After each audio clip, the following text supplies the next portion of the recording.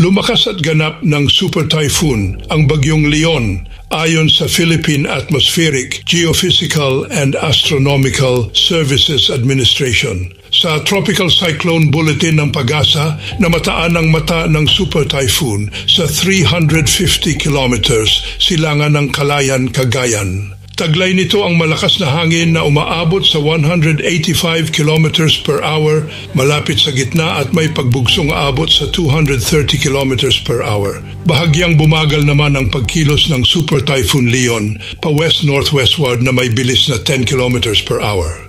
Itinaas sa signal number 3 ang sumusunod ng mga lugar: Batanes, eastern portion ng Babuyan Islands at northeastern portion ng mainland Cagayan, Santa Ana. Itinaas naman sa signal number 2 ang mga sumusunod: natitirang bahagi ng Babuyan Island, natitirang bahagi ng mainland Cagayan, northern at eastern portions ng Isabela. Kabilang dito ang Apayao, Kalinga, northern at eastern na bahagi ng Abra, silangang bahagi ng Mountain Province, Paracelis at Ilocos Norte. Signal number 1 naman sa natitirang bahagi ng Isabela, Quirino, Nueva Vizcaya, natitirang bahagi ng Mountain Province, Ifugao at Benguet.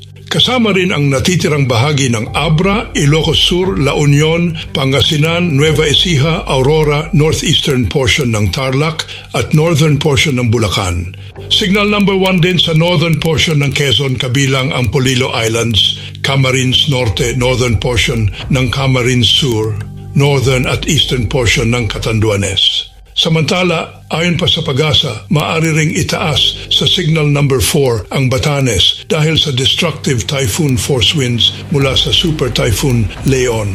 Inaasahan namang maglalandfall ang Leon sa eastern coast ng Taiwan bukas ng tanghali, October 31, at tuluyang lalabas ng Philippine Area of Responsibility sa gabi o Biyernes ng madaling araw sa November 1. Narito ang weather update patungkol sa bagyong Leon mula sa Weather Bureau ng Pag-asa. Pakinggan niyo po mabuti mga kababayan. Ito nga yung ating latest satellite image. So ito nga ang si Leon, patuloy yung kanyang pag-threaten sa extreme northern Luzon, and as of 8 a.m. today, mas lumakas pa nga itong si Leon at nasa super typhoon category na nga.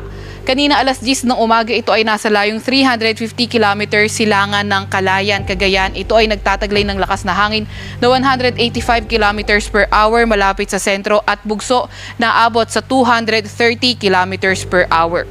Kumikilo sa direksyong west-northwest sa bilis na 10 kilometers per hour. Makita nga din natin sa ating satellite image na mostly yung direktang naapektuhan nitong si Leon ay yung mga area sa may northern Luzon at nasa may silangang bahagi ng Luzon area.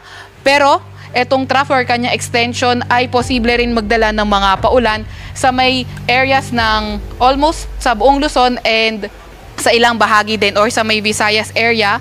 Dahil pa rin kay Leon, meron tayong nakataas. Sa kasalukuyan, ang pinakamataas ay signal number 3 dito sa may Batanes, eastern portion ng Babuyan Islands at ang northeastern portion ng mainland Cagayan. Signal number 2 naman sa nalalabing bahagi ng Babuyan Island, nalalabing bahagi ng mainland Cagayan, northern at eastern portion ng Isabela, sa may Apayao, sa may Kalinga, northern at eastern portion ng Abra, eastern portion ng Mountain Province at sa may Ilocos Norte.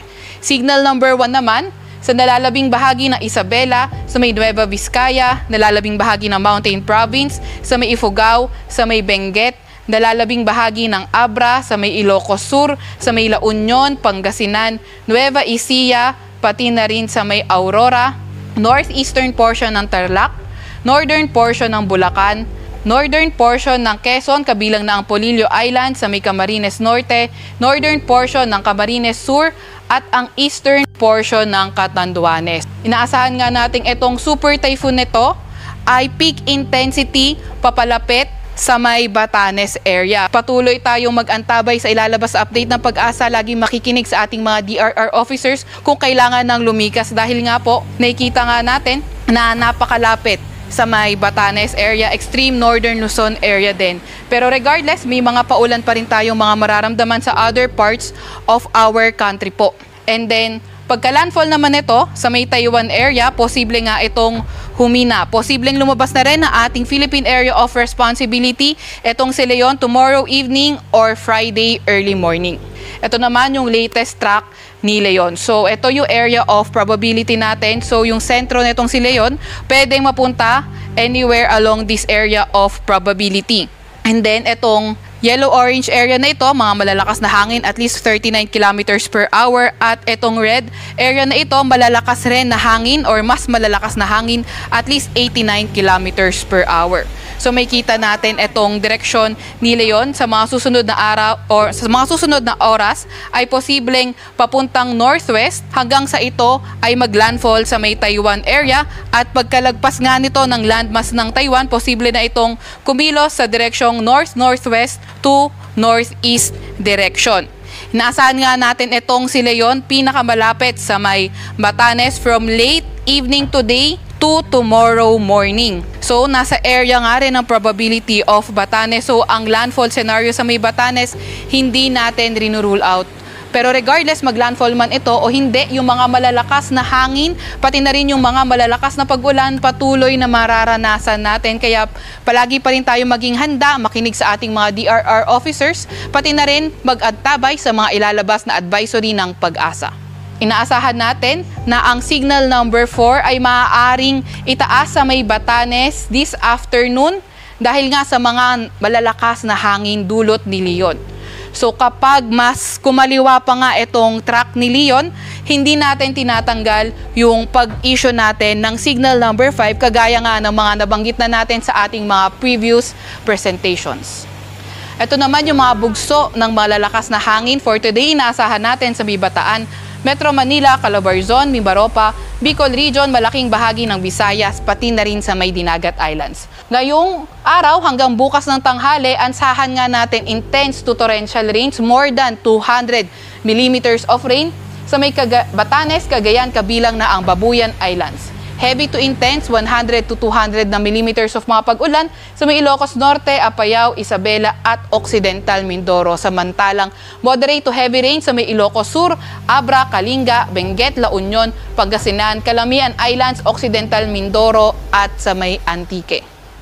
Ito pa rin yung ating gale warning as of 5 a.m. today sa may Batanes, Cagayan, kabilang na ang Babuyan Island sa may Isabela, sa may Ilocos Norte, Aurora, sa may Quezon, kabilang na ang Polillo Islands, Camarines Norte, pati na rin sa may Catanduanes. Kaya kung maaari, huwag muna tayong pumalaot sa areas na yan dahil magiging maalon hanggang sa napakaalon ng karagatan. Yan muna ang ating weather update sa ngayon.